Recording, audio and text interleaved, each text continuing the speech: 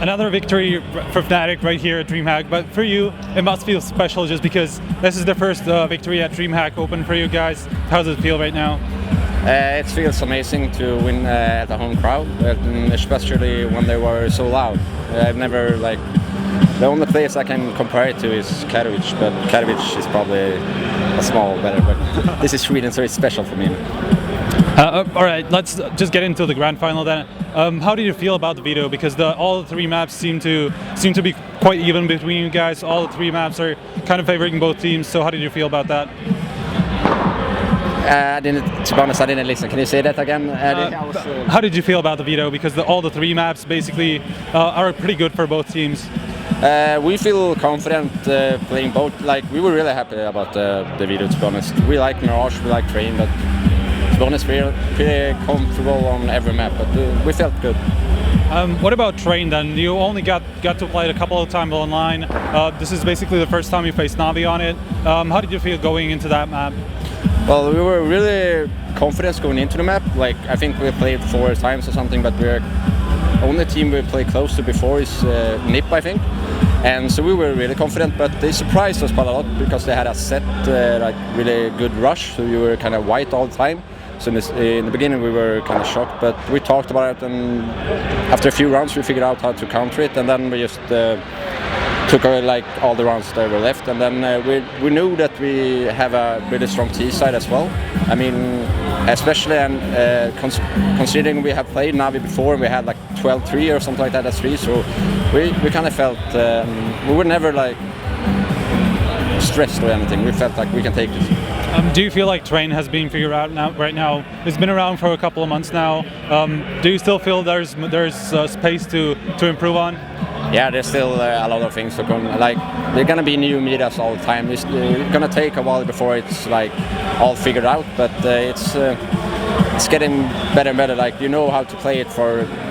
Now we learn something. You're gonna learn a lot every time you play it. No, I'm kind of surprised that you actually do play Train, because Nuke has been the map that you've been banning out most of the time, and Train has basically replaced it right now. So why did you decide to even start training Train?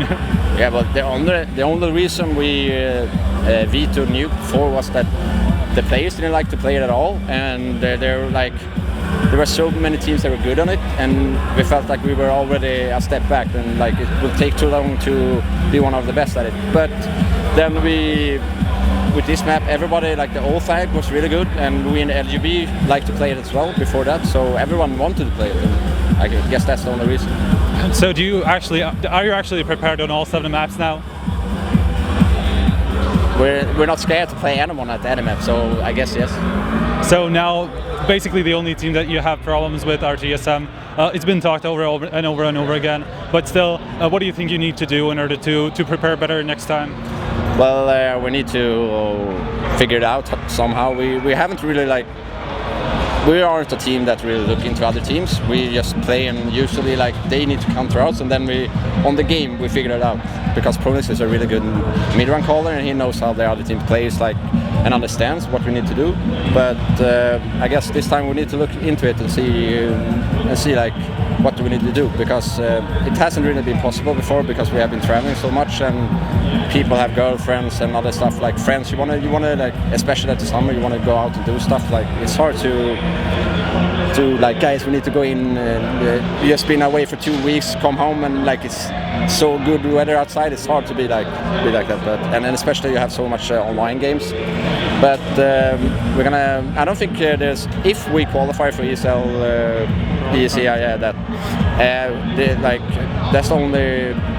We can't face them before that, I think, and we have time to look into it. So I think it's possible to do. So you are one of the teams that actually like to take breaks, either if it's because it's beautiful outside, whatever. But what's the future for you guys in the next couple of weeks? To be honest, I don't really know where we're going right now, but I don't know. We have a few events that are coming up, but our main goal is ESL, ESAA if we qualify, and I think we should qualify. So that's our main goal. All right, thanks for the interview, Olof. Anything left to add? Shout outs to fans, sponsors. I just want to shout out to all the fans that helps us and support us. We really appreciate it, and thank you to all the sponsors.